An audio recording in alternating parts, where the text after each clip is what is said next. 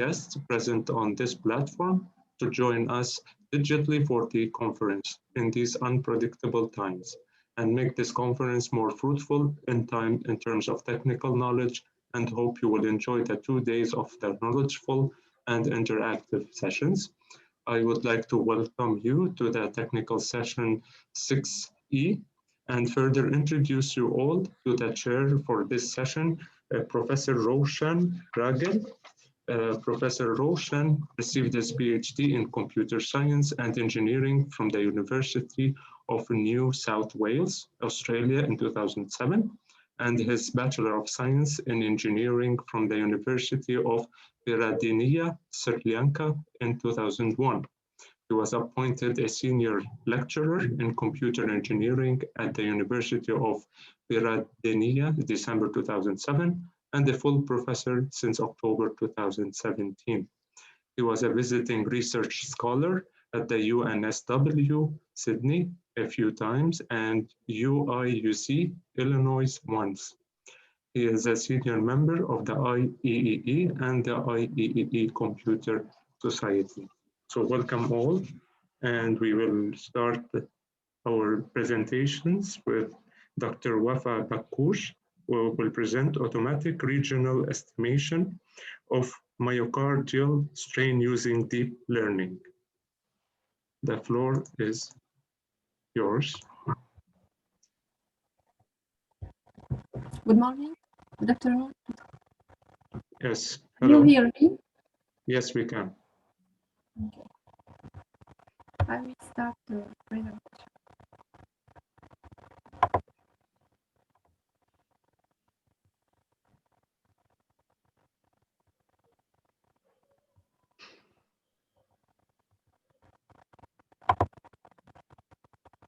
Can you see my screen? Yes, we can.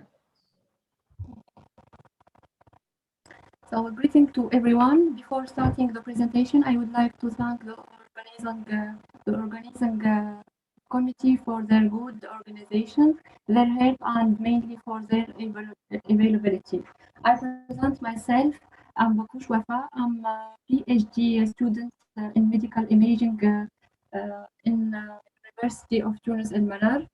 I will present our article entitled "The Automatic Regional Estimation of Myocardial Strain Using Deep Learning."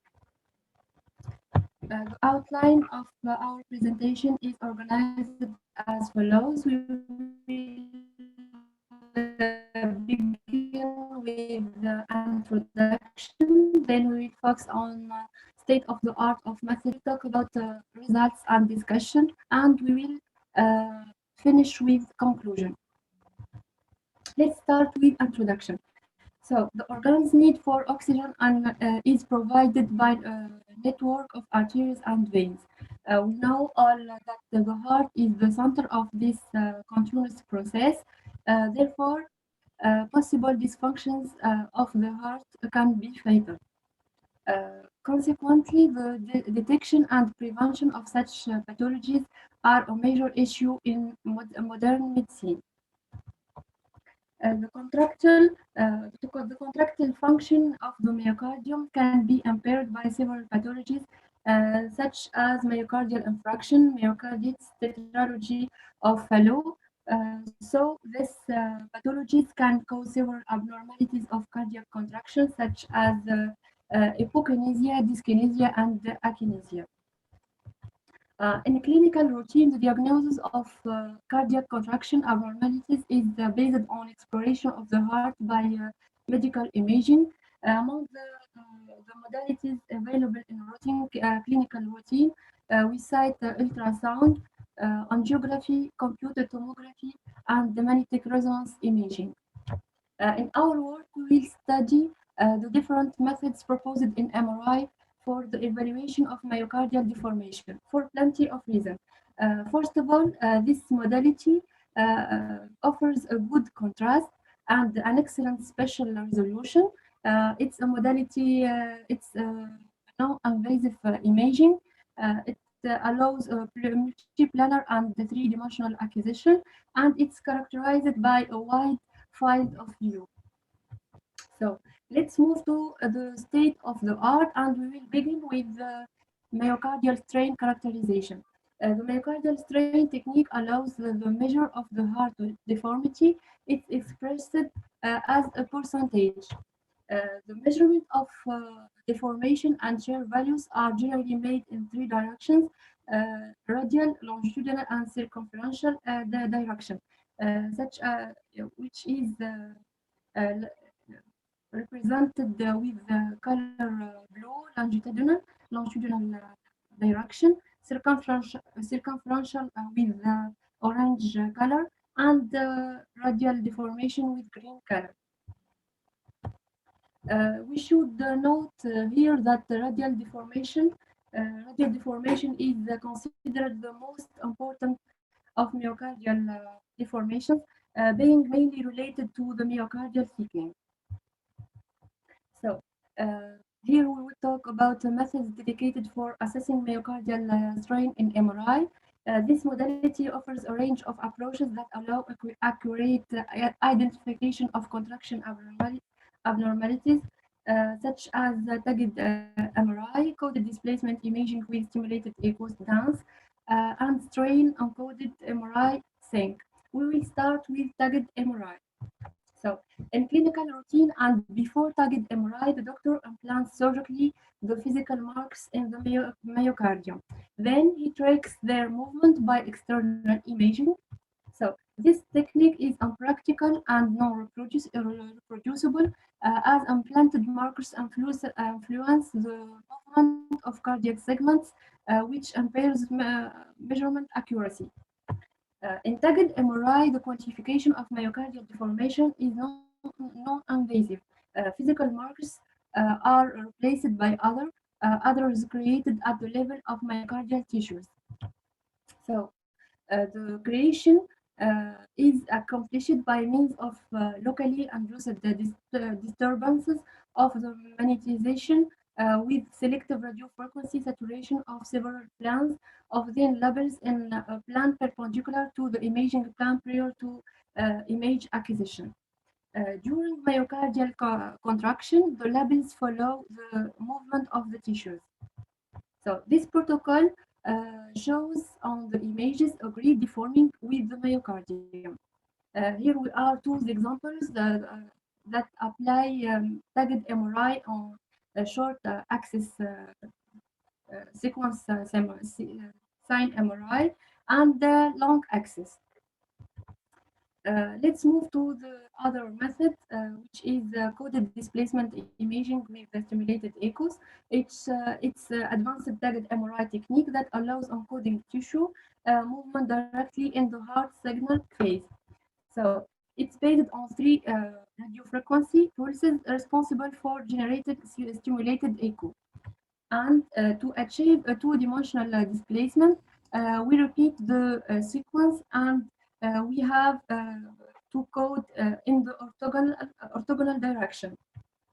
The results of the experiment showed that this sequence offers a good quality of myocardial deformation characterization. However, it's characterized by a low signal-to-noise ratio.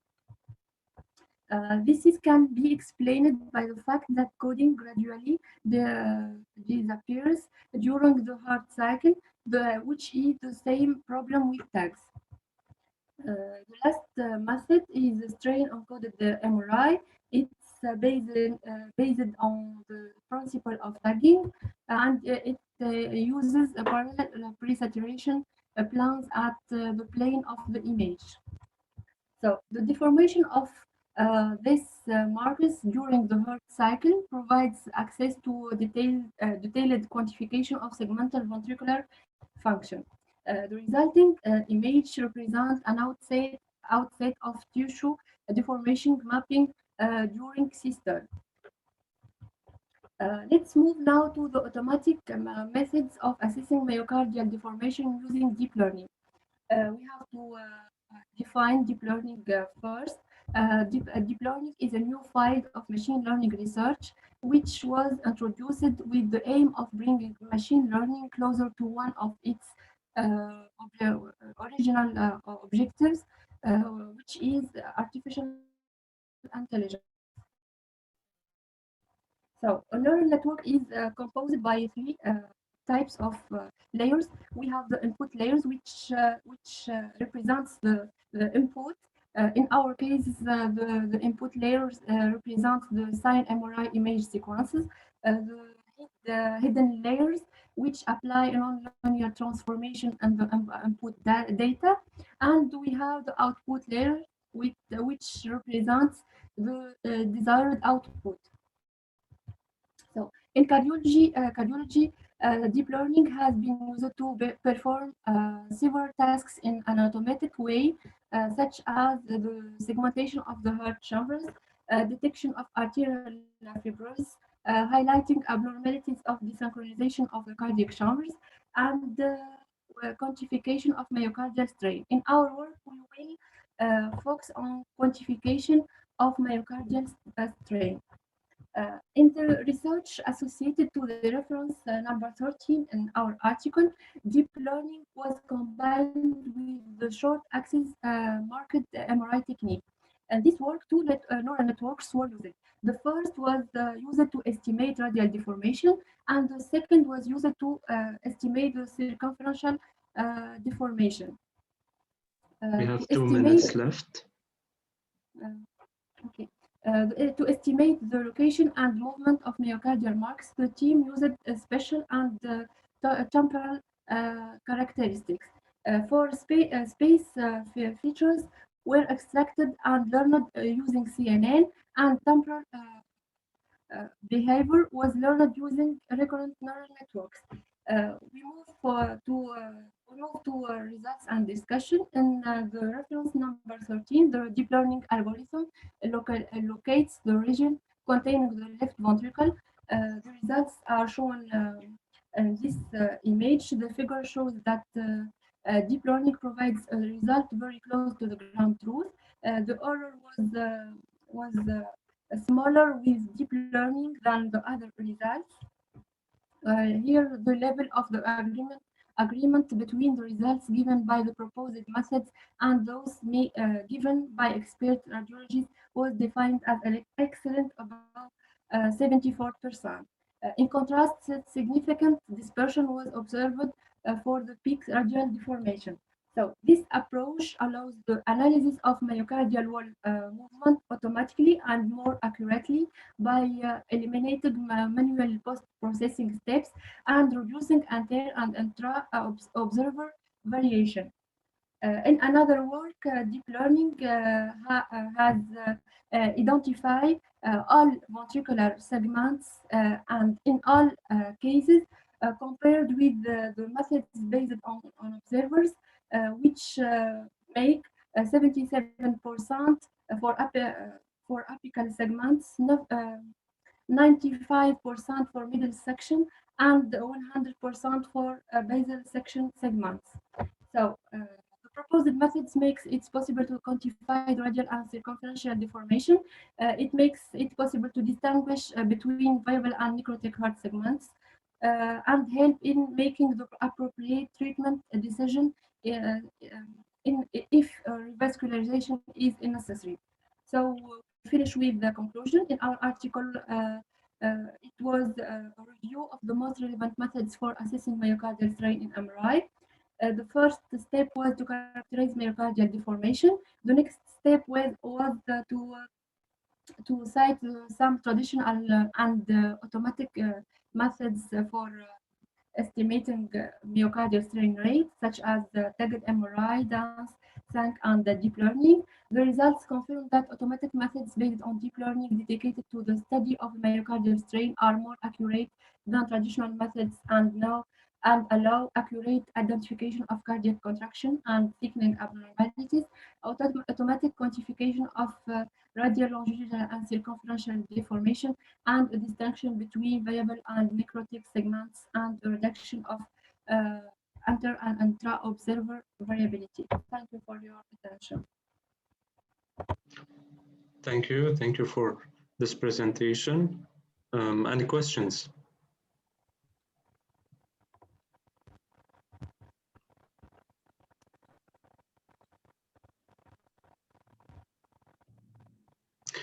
Shall I ask one? Yeah, if there's no other. That's an interesting work, nicely presented. Thank you. And you have said for the deep learning techniques, they are using CNN and RNN. Do you have an idea on how they are used? Some more details? I study mainly the results given by the methods and not the details of the methods itself. Okay, thank you. Thank you. So we will move forward with Dr. Zahia Tamian will present Arabic handwriting recognition with wavelets. The floor is yours. Hello, do you hear me? Yeah, we can. Okay.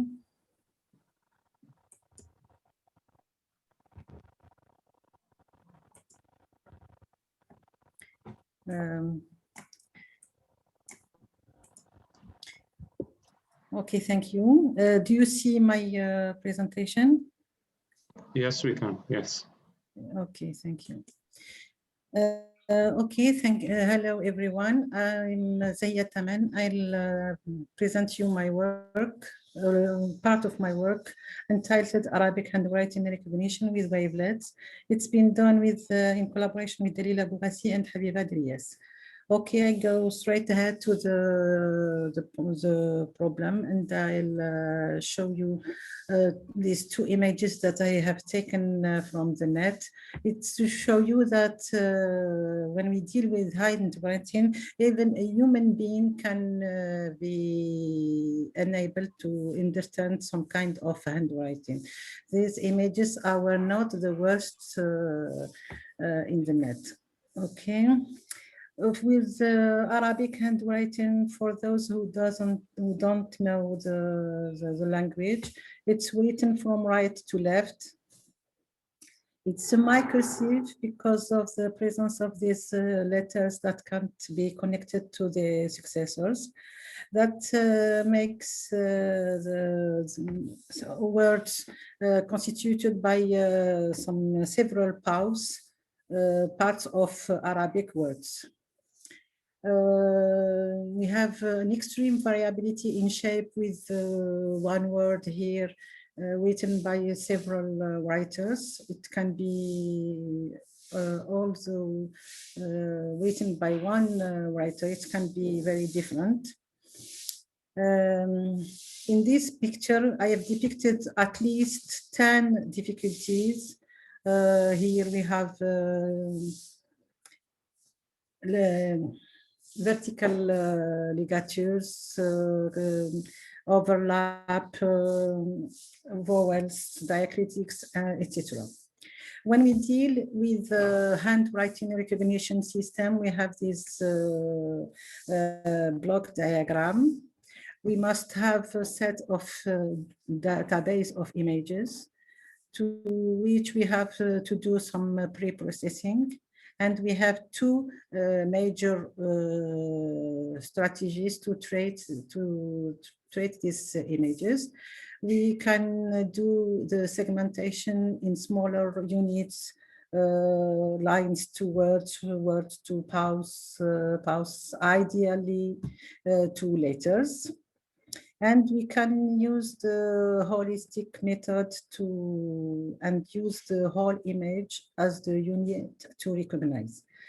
Even with or without segmentation, we have to deal with the most crucial step in the system, that is the feature extraction method. We have traditional machine learning. We have the hand and engineered feature extraction, and the new trend that is the deep learning, that is the fully automatic feature extraction. But because deep learning is hungry of huge amount of data and strong material, we are still dealing with the hand engineered feature extraction. So after that, we train the system and evaluate it. This is done by dividing the set of images in two sets, one for the training and the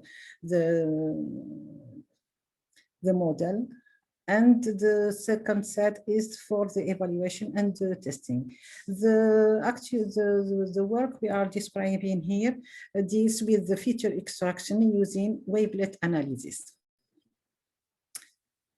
First, first of all, the database used in this work is the IFNinit database. It's constituted by more than 2,600 images of words.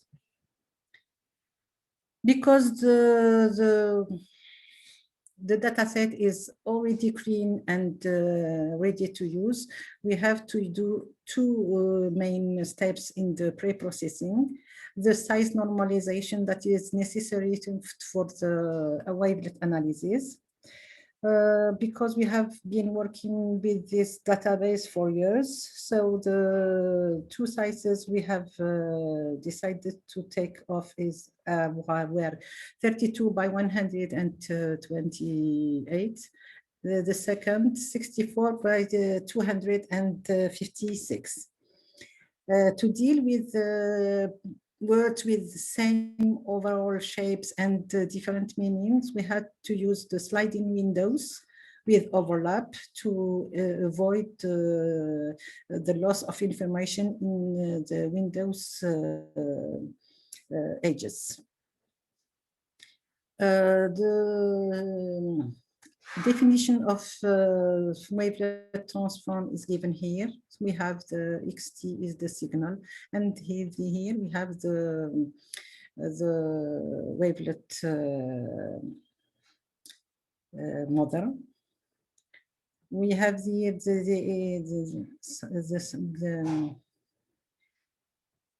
the formula for the Mexican hat wavelet and the scaling of the same wavelet.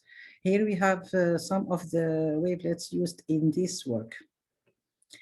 From an intuitive point of view, the wavelet decomposition consists of calculating at each point a resemblance index between the signal and the wavelet. If the index is large, the resemblance is strong, otherwise it's slight. The indices are the wavelet coefficients. When we deal with the wavelet analysis to an image, we have at each level 4 resulting images, one for the approximation and the 3 others for the details, horizontal, vertical, and diagonal details. Because we are dealing with traditional machine learning, we have to deal with the reduction of the coefficients used. So we need to have a method to reduce the coefficient used. And the questions we are dealing with in this work are what wavelet family, what family member, what coefficients, and what classifier. So we have undertaken 2 experiments. The first was to respond to this question, what coefficient to be taken as an input to a classifier. So in this experiment, we fixed the wavelets. From the simlet family, we took SIM4, Dobekis, we took DB4, and the coiflet family, we took coif1. The parameters we have undertaken were the mean, the standard deviation, the energy, and some eigenvalues of each image at each level of decomposition. In the first experiment, we dealt with the Mlp classifier. So we had to define the best configuration in terms of number of hidden layers, number of neuron layers, the training and the activation functions. The results are here. So we had we found that one hidden layer was sufficient with 27 neurons. The sigmoid and the trainer lamb were used as the activation and the training functions. The results are depicted here. So we have the COIF1 gave the best results. The best parameters were the size of the images 32 by 128. All parameters have been taken with overlapping equal 2 pixels. The decomposition level was 6 and the number of eigenvalues were 10 per image. We reached the recognition rate of 93.7%. In the second experiment, we had to deal with the family, the wavelet families. So we took the best parameters of the first experiment, and we dealt with these families: Dobikis, Simlet, biorthogonal, reverse biorthogonal, Koiflet, Fijer-Korovkin. And in this experiment, we used the SVM classifier. 2 minutes left. Okay, the configuration in terms of kernel and kernel parameters are depicted here. And we used the K-fold cross-validation with K equal to this to 10 for the validation. The results, so I go straight to the best results. COIF4 gave the best results with the RBF kernel, and in this experiment we reached 94% of recognition rate.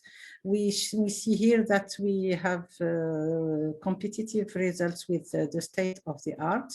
So we defined the parameters, the family and the wavelet family and number. Comparable results were being achieved by MLP and SVM. And as perspectives, we can think of other parameters, other classifiers, and we are working straight with deep learning, and we try to compare the results. Thank you for attention. Thank you for your presentation. Any questions?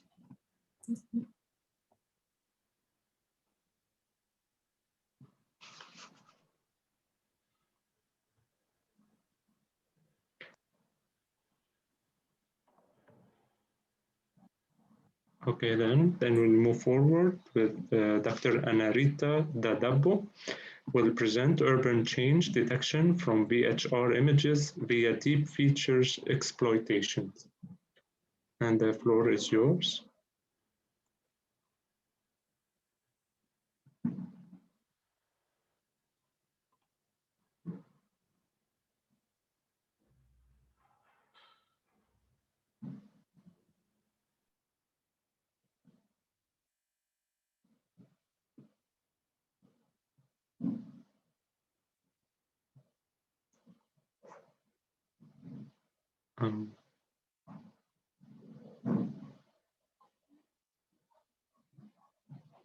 Dr. Anarita, we can't hear you.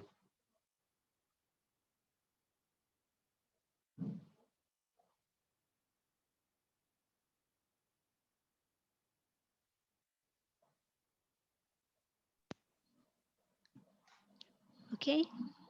Yes, now we can hear you.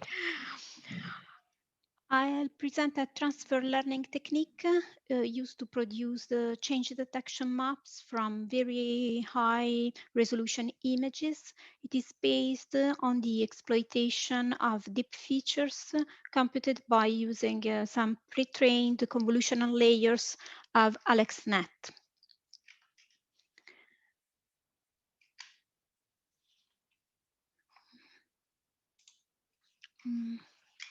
Okay, this is the outline of my presentation. I'll introduce my work, then I'll describe the proposed method and the experimental result obtained, and conclusions will follow.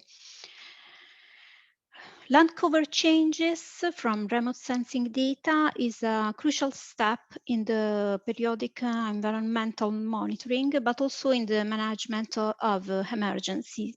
In particular, the availability of very high resolution images enables detailed monitoring on urban, regional, or larger scale.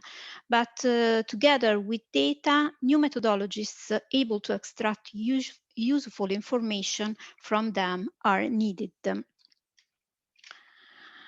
The proposed method is based on deep features, on the computation of deep features by using a pre-trained convolutional layers of AlexNet. This is the scheme of the proposed methodology. The first step is a pre-processing step because the two considered images have to be opportunely georeferenced, orthorectified, and co-registered to be correctly superimposed. And if it is needed, the images have to be processed in order to reduce differences that do not depend on real changes occurred on the ground.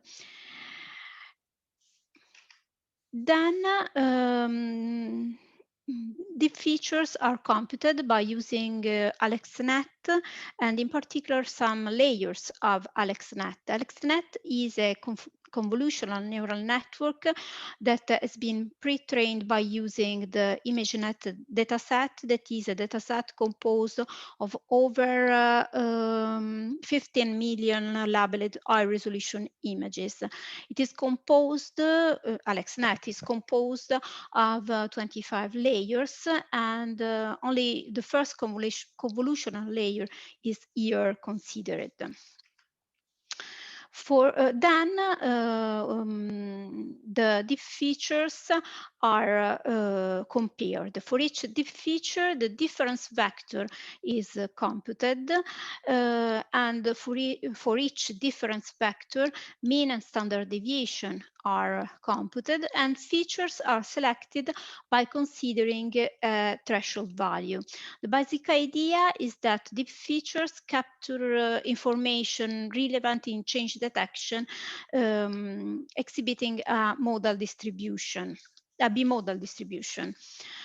I have considered a dataset composed of two very high resolution RGB images, and these images have been acquired on the same geographical area in July 2015 and in July 2017, respectively. This is the change, the ground truth map.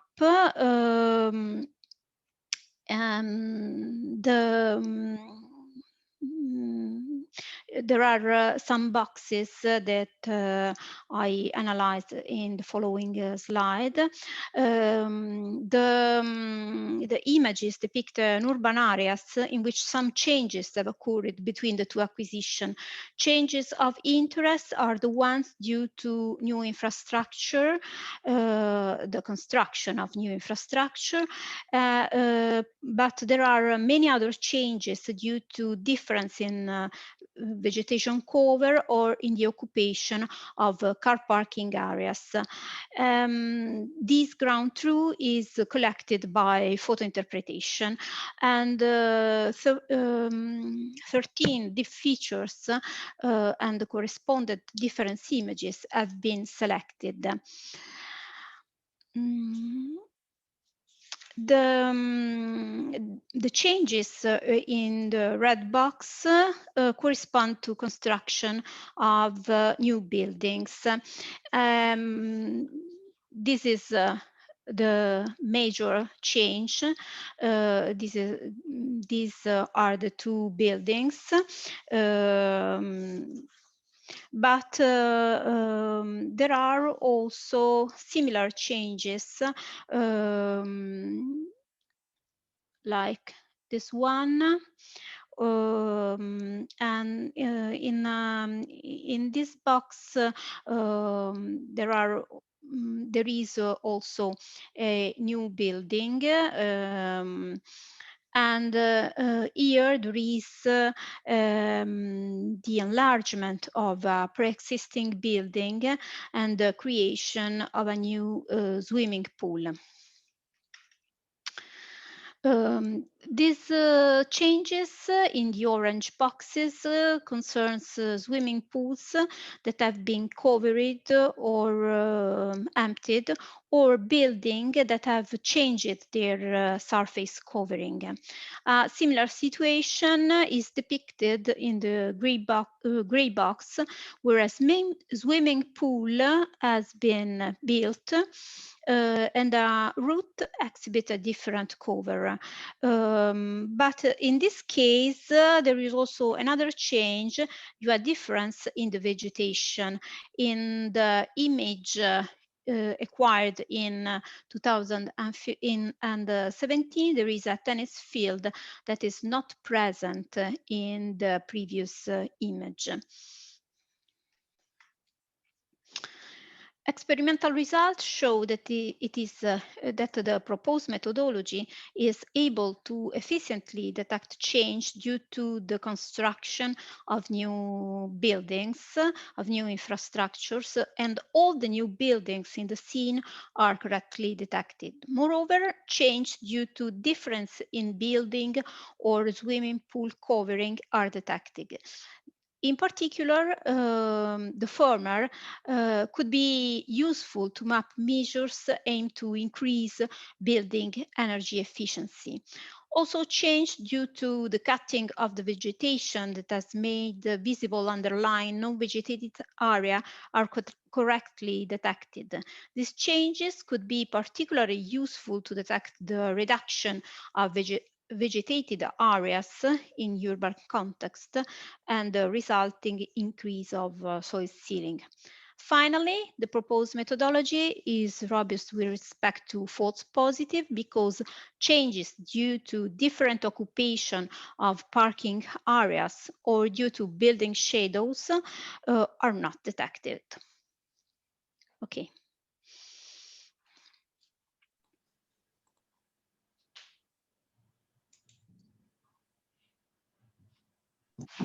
Thank you. Thank you for the presentation.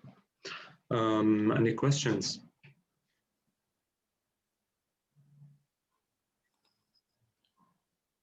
Rita, I have just one. You said Yes. The ground truth is found by somebody tagging, right? So what can you tell us about a little more about the data? How many images were used and so on?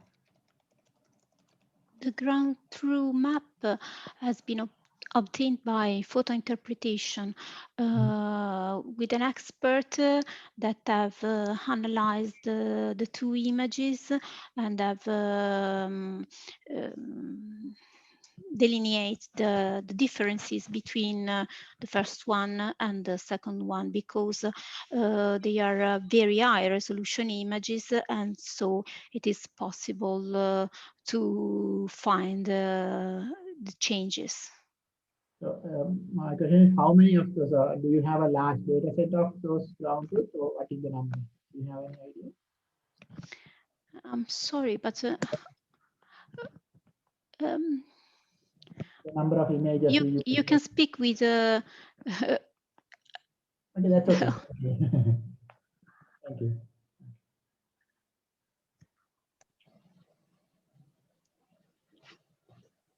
I don't hear the question. I'm sorry. Okay, we can drop it in the chat forum if you want. And we will continue with Dr.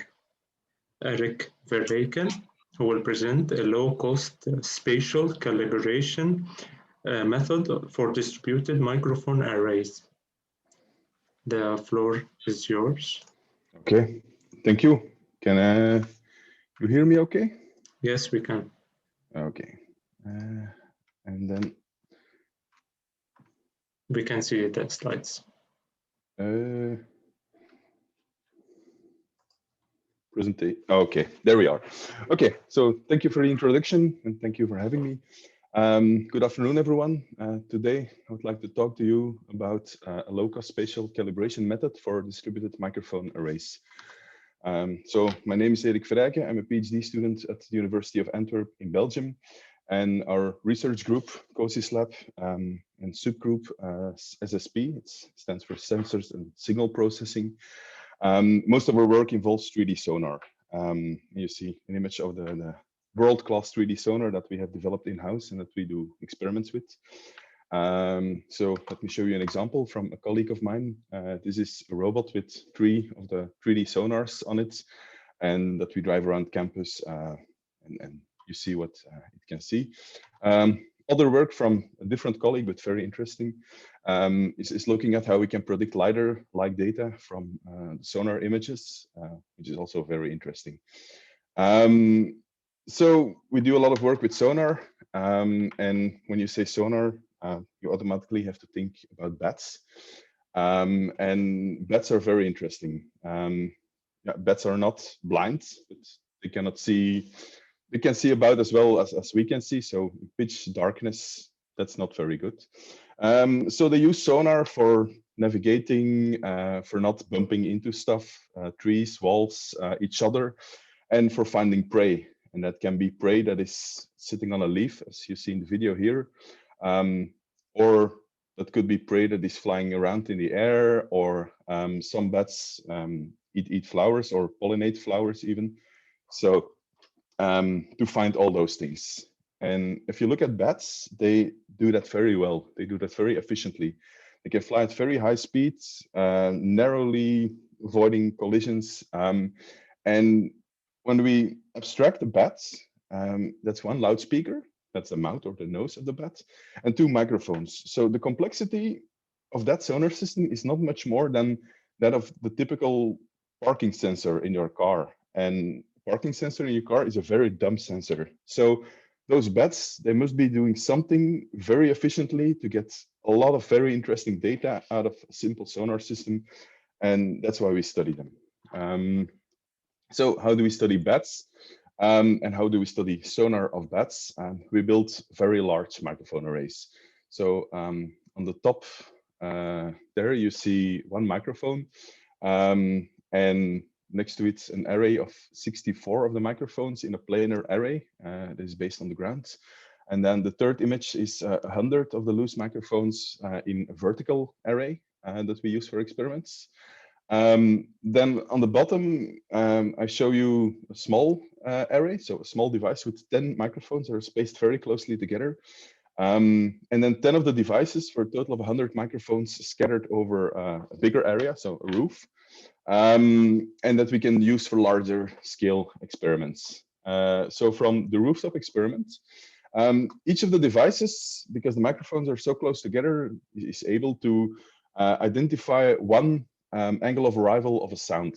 So if we overlay all the angles, we get those lines, and then we can locate an object in 3D space. And if we look at the 64 array that I shown before, then we place the scorpion on it, and then we have a bat that is hunting for the scorpion.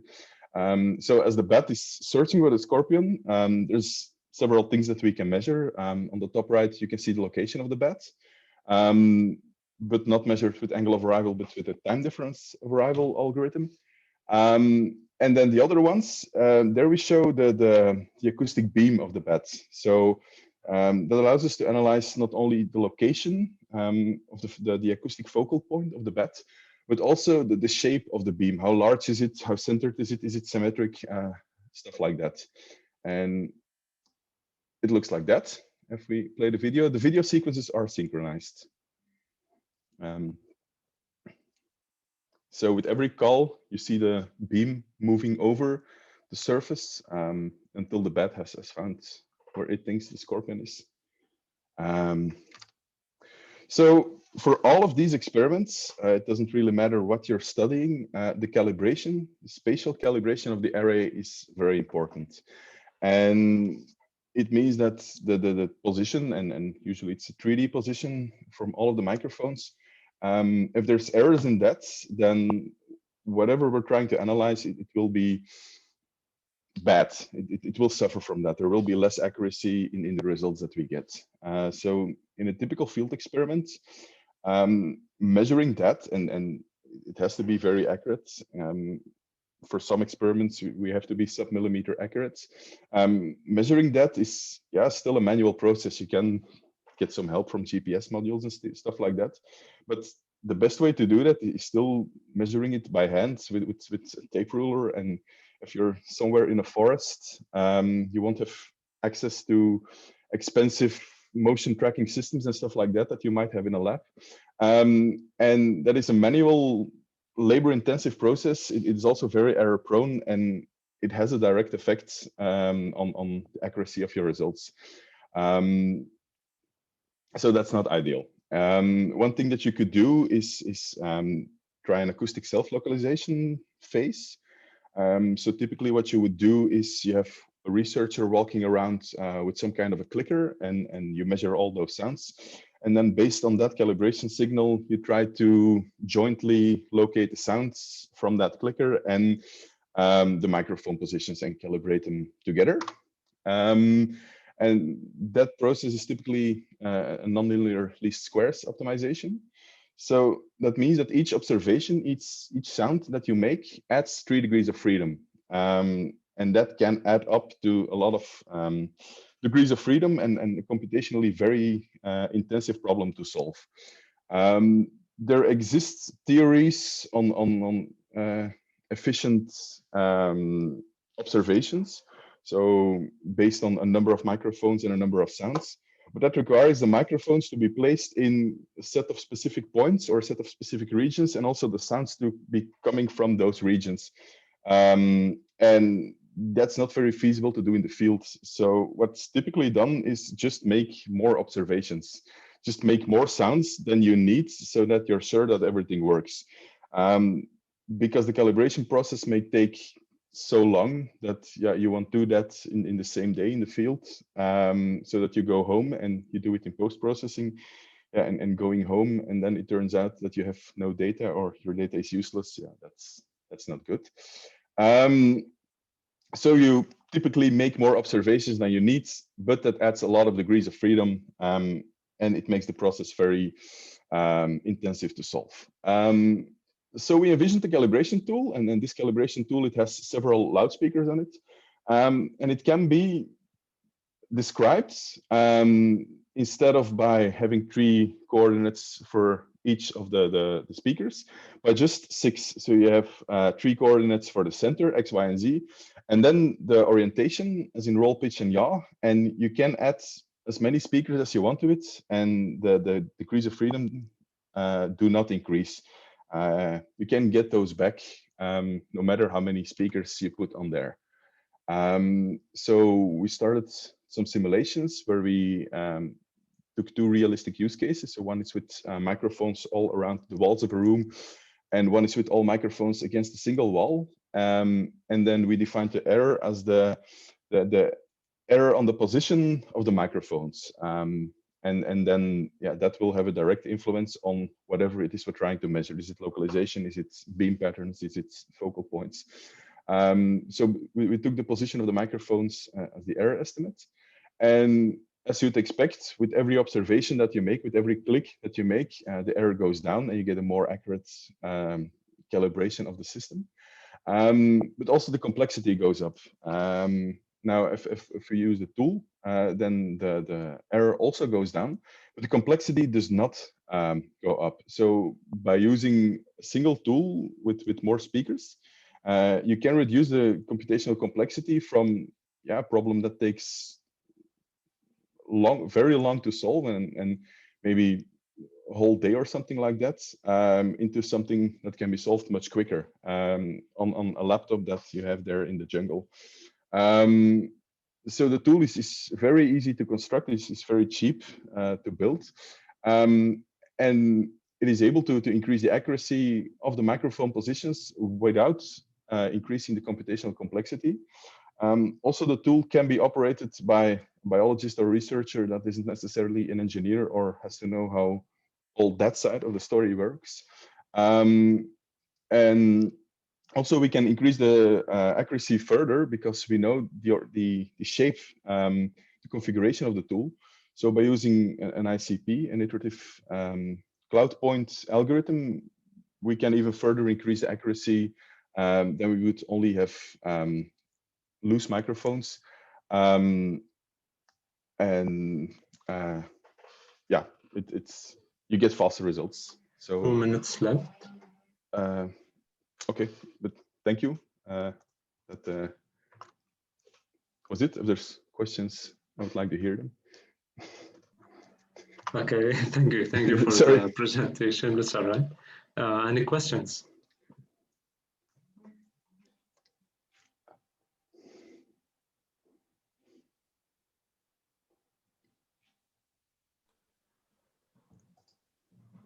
The setup you have, it's an interesting work. Like the setup you have built, are you sharing the details, like the specifications and all, or? There's no limitation on it. The position should probably be unique. So there should be no symmetries in the design. And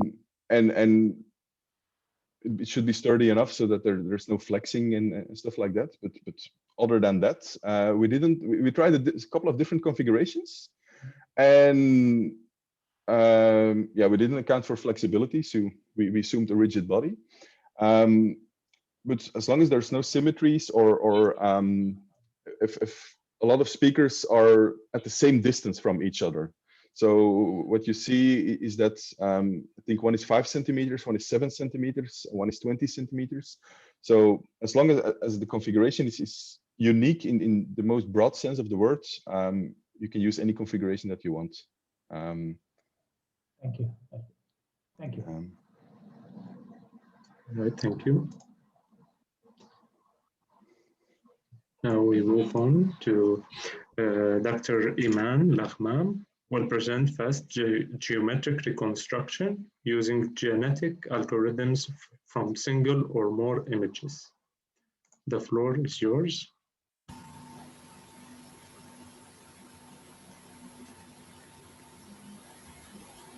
Hello, everyone. Hello.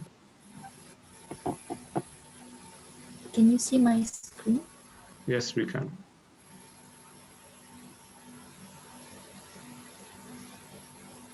Okay, one moment. So I am going to present our approach called fast geometric reconstruction using genetic algorithm from single or more images.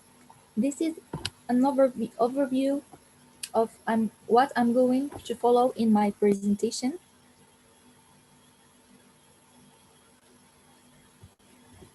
So the three-dimensional reconstruction from images remain among the most difficult problems to deal with and to look for in computer vision. The importance of this area comes from the difficulty encountered in arriving at a robust result and closer to reality. So every reconstruction processes need a set of images with a different view so that can extract the primitive parameters before starting the 3D reconstruction. To enhance this process, we have added a constraint geometric and the optimization using genetic algorithms. So the genetic algorithm is a search algorithm based in the mechanism of natural selection and genetics. It combines a strong survival strategy with a random but structured exchange of information. So for a problem for which a solution is unknown, a set of possible solutions is created randomly. This set is called the population. The characteristic of variable to be determined and then are then used in sequences of genes. which will be combined with other genes to form chromosomes and subsequently individuals. So each solution is associated with an individual, and that individual is evaluated and classified according to its resemblance to the best but as yet unknown solution to the problem.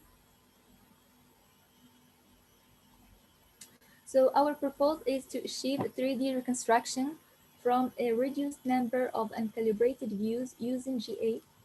The solution that we offer in our method is the use of geometric constraints and GA. In this figure, we schematize an example of 3D model for 4 points related by double orthogonality. Geometric constraints are represented by links between nodes. For 3 points, we estimate 3 parameters x, y, and z. In the opposite case, other parameters are defined by constraints, and points coordinates are concluded from its antecedents. So the step of our GA implementation is as below. As first iteration, we initialize a P0 population with cardinal n randomly. Then we start our selection method, which is the tournament based on fitness function. Then we reproduce a new children C1 and C2 using linear crossover, then add them to next generation PT. While the subcondition is not reached yet, we repeat the same process. After incrementation, we replace the best inferior individuals in PT by the best one from PT1, T minus 1. We always save the best individuals in each population, such as in ellipsism method. So our approach is based on different major concepts. First of all, we use GA to estimate the 3D model. Second, we use geometric constraint to enhance result quality and at the same time to reduce estimated parameters. The flowchart presented in this figure summarizes principal elements for 3D reconstruction. So as first step, we put an image. We detect the points from our system for 3D reconstruction. We add geometric constraints manually. Then the optimization of the fitness function starts. We initialize the population, optimize the fitness function, and we choose the best individual. After that, we have an estimation of the camera parameters and the 3D points. So the constraints are frequently present in our environment. They contain rich information about 3D scene. There are 2 ways to extract and add them on 3D reconstruction process. The first one is to extract them automatically, but it's still hard as far as we know. It suffers from limited constraint detections. Error and are frequently present. Then 3D obtained model is not reliable, so verification step will be an obligation. The second one is to add them manually. The user observes different constraints in images and add appropriate one. The user elaborates the 3D constraint model. So practically, our final system described here should provide to the user the ability to select primitive points as next step. He integrates 3D model as output. The system estimates is intrinsic and extrinsic parameters for each camera and the 3D reconstruction object. So for example, we can consider that all points of 3D model are free. So they are characterized by their 3 coordinates in the 3D space points, x, y, and z. We use 3 uncalibrated images presented in figure 4. Here we can follow the steps of our reconstruction. We have 6 points. It changes every time our optimization change, depending on what the genetic algorithm give us as the fitness function. Here we show the population's evolution from generation to another, as it's shown in this figure. So the first generation, which is generated randomly, contains high value of the fitness function. In fact, we show the improvement of the best individual in population.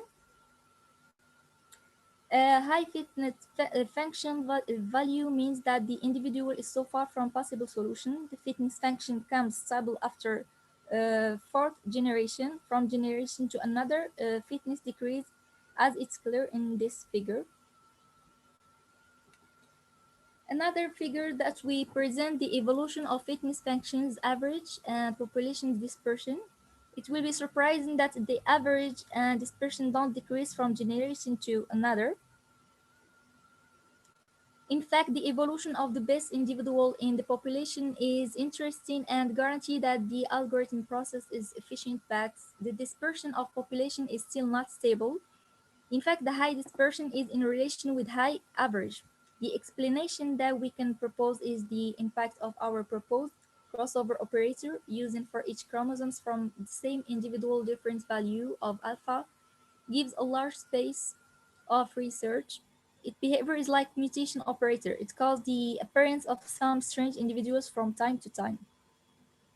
In this figure, we present the evolution of focal length fx for the first camera. We give simple comparison between cases with constraint geometric and without constraints. Using constraints gives clearly the best result. It seems stabilizing after stabilizing the value of local length from the 32 generation. It's the red one. In other cases, without constraint, estimation is still in evolution until 166 generation. In general, our method gives good results without any prior information. No calibration or self-calibration is needed. No pertinent initialization is required. With constraint, we obtain result 200 generation just in 32 seconds. Behavior of fx comes stable after 30th generation. As a final, our system of 3D reconstruction gives us this model. If we base on the figure 3 shown before. So this is the last 3D model by our 3D reconstruction. So to summarize, our method offers different advantages. It reduces 3D reconstruction's complexity and make it faster, avoid required pertinent initialization, and give the ability to use different kinds of 3D scenes, give also the ability to use different types of constraints, guarantee reconstruction success, and give a good quality of 3D result. Thank you for your attention. If there is any question, I'm here to answer. Thank you. Thank you for the presentation. Any questions? Okay, that's fine.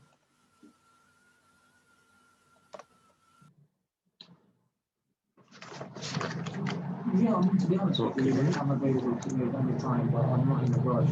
I can wait. Then we will move on with Dr. Anuja Deshpande will present modular approach towards implementation of foundational image processing operations on FPGA. The floor is yours. Yeah, that's okay.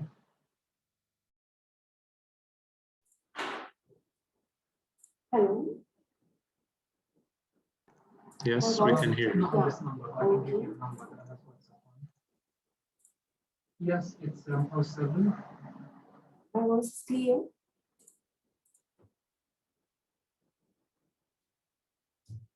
Yeah. Can you hear me clearly? Yeah, we can hear you. Yeah. Okay. Hello, everyone. I am Anuja Deshpande. I am a research student pursuing research on image processing, segmentation, and enhancement. I'm thankful to the conference chairs for giving me this opportunity to present our work. While there exists numerous implementation for these basic image processing operations, those are mostly hard-coded. The uniqueness of our work is demonstrated through our simplified and flexible approach.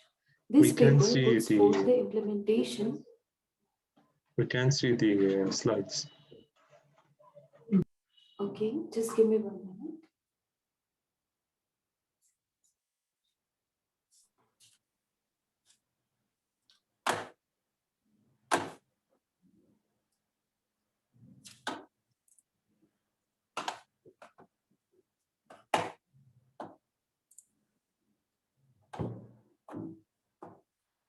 Can you see the Yes. slide?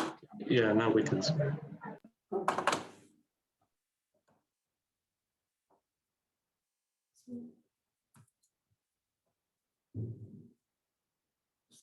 Now, this is the agenda that I have planned for today. And through this walkthrough, I will share details on the development environment, implemented algorithms, our approach, and FPGA implementation. So I request you to kindly park your question towards the end of the session. Thank you. Now let us proceed further. Let me set the context through this slide. Although image and video processing algorithms are developed on mainstream computers, for effective deployment in the field, FPGA are the excellent choice. There are many FPGA implementation of this foundational image processing operations, but those mostly are hard-coded in Verilog or VHDL. So we have proposed a modular approach that is scalable and reusable across other FPGAs and or in other advanced designs. So we have implemented our design on Digilink's RT-S750, which is a traditional Spartan 7 based FPGA from Xilinx. And it is an excellent board. However, it lacks real-time interfacing ports like HDMI, MIPI, CSI, 2, etc. Let us go through the 3 foundational image processing operations that we have implemented using our modular approach. These 3 operations are very commonly deployed at an early stage for most of the image processing operations. A grayscale or gray level image is composed of the shades of gray. Hue and saturation information is eliminated. Only intensity or luminosity information is represented by each of the pixels. Now, Sobel calculates the gradient of image intensity at each pixel, and also likely the orientation of the edge uses 2 3x3 coordinates, one each of the changes in horizontal gx and vertical direction gy. It convolves with the original image and combines gx and gy derivatives to yield edges. Now, next is thresholding, and it is a very commonly implemented image segmentation technique that yields a bitonal or binary image pixels having an intensity above a certain fixed threshold are marked as foreground, that is white, and all other which are below the threshold are marked as background, that is black. Now, this slide I'm representing, it covers the development environment used for this implementation. First component is the PC, having Windows 1064 operating system. Of course, we used to run Vivado Design Suite interface and program the FPGA through USB port. Now, the second component is core development environment of Vivado Design Suite. Entire development is carried out in this software only. Now, the third component is Digilink's RT-S750 FPGA, which is a Spartan 7 based FPGA. Now, I have used PMOD VGA module to interface between FPGA and VGA display. Now, the image data set, that is a single object segmentation evolution data set database, which is from Wisman Institute of Science. So I would like to thank them for providing this database freely for research purposes. Now, let us see our approach. While it is possible to write this image processing operations using Verilog or VHDL entirely, doing so would have lacked scalability and reusability in other designs. Since the objective was to make it reusable, the first step towards implementing this foundational image processing operation on FPGA was to synthesize the C code using Vivado HLS software and export the RTL as intellectual property IP blocks for later use in Vivado Design Suite. Now, secondly, we have used natively available video processing libraries provided by Vivado Design Suite to synthesize this image processing course. And all the image processing cores that we have implemented are defined for standard 640 to 480 pixel resolution. Also, to ensure the simplicity and reduced footprint, we have used hardwired logic as well. Whenever needed for very specific functionality, this allowed us to keep the overheads as low as possible, as hardwired logic does not consume logic resources on the FPGA. Now we have done optimization during synthesis by using specific directives like data flow interface and other before exporting the RTL as a custom IP, that is intellectual property. Now the highlight of our work is the integration of these exported RTL blocks, natively available IP blocks, and the hardwired logic written in Verilog using Vivado IP integrator. Now I'm presenting a schematic diagram that covers our high-level design for a quick review. Since RTS750 FPGA does not have real-time input capability for capturing image videos such as camera interface, we have used the onboard static random access memory to load the image after conversion to memory coefficient COE format and then performed these operations. Now timing is very critical in FPGA designs.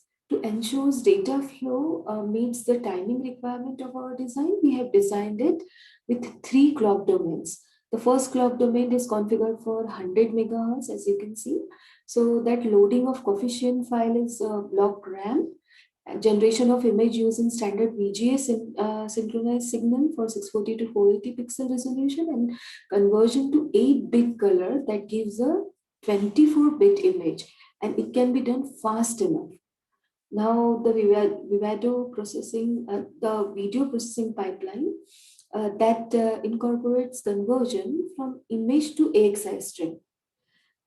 Image processing operations and conversion back to the image is implemented in clock domain 2. To ensure data flow is continuous and sustained, we have introduced FIFO buffers in this stage of the design. During synthesis, the image processing cores were synthesized with period of 13.5 nanosecond, that is 74.07 megahertz, and hence this stage of the design is clocked at closest frequency of 75 megahertz. Now, post-image processing for the image to be displayed on the screen. Since we have used standard VGA synchronous signals with 640 to 480 pixel resolution, we have configured the clock domain 3. That is on closest frequency needed for the resolution, for example, 25 megahertz. Now, this is the slide which captures grayscale conversion output that we have obtained from our implementation. As we can see that during conversion to grayscale image, the hue and saturation information got eliminated and only intensity and luminosity information is presented by each of the pixel. Each pixel is represented using a weighted sum of red, green and blue component as expressed in the on-screen equation. Now let us look at the surveillance detection in the next slide. Now this is the slide which captures output image obtained through our surveillance detection method implementation, and this is the standard surveillance implementation. The edges have been detected very well and the implementation is quite effective as well. So the mathematical expression are on screen for a quick look. Now let us look at the third implementation, that is fixed thresholding in the next slide. Now this is the fixed thresholding and the output is shown here. This is one of the most widely used image segmentation method. As we can see, it yields a bitonal and binary image, and mathematical expression is on screen for a quick reference. Now let us see the differentiators which make our implementation stand out as compared to our existing implementations. 2 minutes left. Yes. Okay. Okay, 2 minutes, yeah. Now, this is the key differentiators. These are the key differentiators.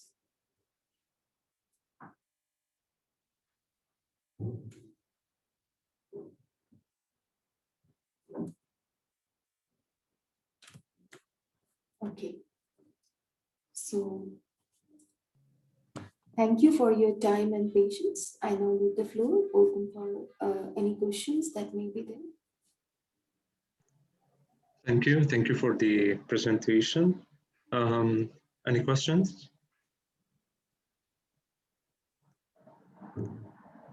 Yeah, I have one. You were saying like the high-level synthesis-based approach is flexible. I understand, but what about the performance? Have you compared the performance of the high-level synthesis-based approach compared to an existing? This is high-level synthesis, and yes. So you are asking about performance, right?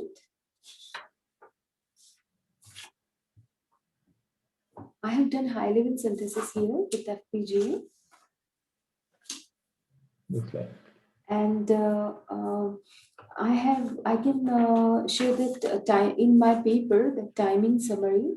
So some clock names are there. Then the target period, that is 13.5 for grayscale and Sonar thresholding. And there is estimated period also. There is uncertainty, that is 1.69. So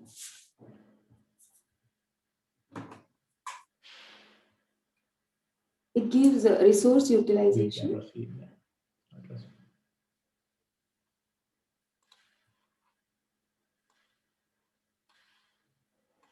So we have used resources like DRAM, DSP, some flip-flops and LUTs. It gives a high-level performance and a flexible approach. This is very fast.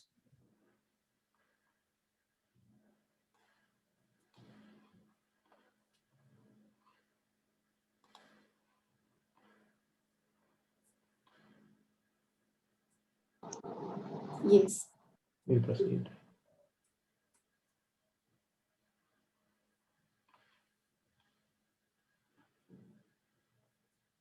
Okay. So more questions are there? Any more questions? Okay.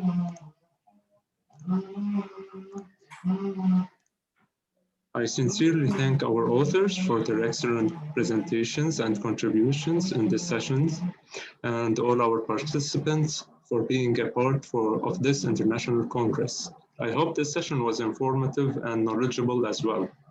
All the presenters will be getting their digital certificates through mail within 2 working days. Further, all the papers have already been forwarded to Springer. The publication will be live within 4 to 6 months. Kindly cooperate with the team of ICICT 2021. I also thank our session chair, Professor Roshan Raquel, for chairing this session. A token of appreciation to the chair on behalf of the team, ICICT 2021 and Global Knowledge Research Foundation. Thank you all, and I kindly ask you to keep your cameras on for a quick snapshot for this virtual conference.